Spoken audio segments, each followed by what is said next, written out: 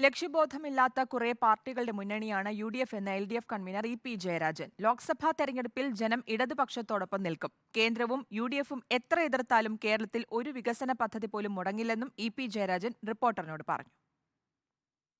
ലോക്സഭാ തെരഞ്ഞെടുപ്പിൽ കേരളത്തിൽ ഇടതുമുന്നണി എത്ര സീറ്റിൽ വിജയിക്കുമെന്ന ചോദ്യത്തിന് LDF കൺവീനർ EP ജയരാജന്റെ മറുപടി ഇതായിരുന്നു. ഇടതുപക്ഷ മുന്നണിയുടെ സ്ഥാനാർത്ഥികളെ തന്നെ ഞങ്ങൾ ഇപ്പോൾ പ്രഖ്യാപിച്ചു കഴിഞ്ഞിട്ടില്ല. അപ്പൊ സ്ഥാനാർത്ഥികളൊക്കെ വന്നാൽ തീർച്ചയായും ജനങ്ങൾ ഞങ്ങളുടെ പക്ഷത്താണ്. ആ ജനശക്തി ഞങ്ങളോടൊപ്പം നിന്ന് ഇന്നത്തെ രാഷ്ട്രീയ സാഹചര്യങ്ങളിൽ ഇടതുപക്ഷം വിജയിച്ചു വരേണ്ട ആവശ്യകത മനസ്സിലാക്കിയ ജനതയുടെ പിന്തുണ ഞങ്ങൾക്കുണ്ടാകും. പ്രതിപക്ഷ നേതാവും KPCC പ്രസിഡന്റ് നയിക്കുന്ന സമരാഗ്നി പരിപാടി വെറും ഗ്രൂപ്പ് കളിയായി മാറി. ഇപ്പോൾ അവർ നടത്തിക്കൊണ്ടിരിക്കുന്ന ഒരു ജാഥയുണ്ട്.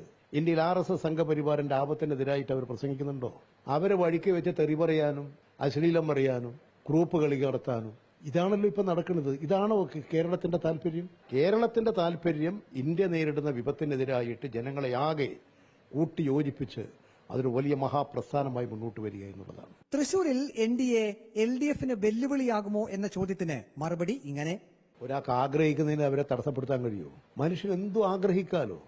ആ കൂട്ടത്തിൽ ഒരു ആഗ്രഹം ഇത്. കേരളത്തിൽ നല്ല എഡ്യൂക്കേറ്റഡ് ആണ് കേരള സമൂഹം. അങ്ങനെയുള്ള ഒരു ജനറേഷനുള്ള നാടിനെ ഒന്നും തെറ്റിദ്ധരിപ്പിക്കാനും അന്ധവിശ്വാസവും അനാചാരവും കൊണ്ട് അവരെ കീഴ്പ്പെടുത്താനും സാധിക്കില്ല എന്ന് ഈ തെരഞ്ഞെടുപ്പ് ഫലം തെളിയിക്കും. ഇടതുമുന്നണി സർക്കാരിന് വികസന പദ്ധതികൾ സംബന്ധിച്ച് കൃത്യമായ പ്ലാനിംഗ് ഉണ്ട്. കേന്ദ്രവും UDFും എത്ര എതിർത്താലും കേരളത്തിൽ ഒരു വികസന പദ്ധതിയും മുടങ്ങില്ലെന്നും EP ജയരാജൻ വ്യക്തമാക്കി. വീഡിയോ ജേർണലിസ്റ്റ് അജി കുടുംബനൊപ്പം reporter Praveen Purushothaman, in reporter, Pathanamthitta.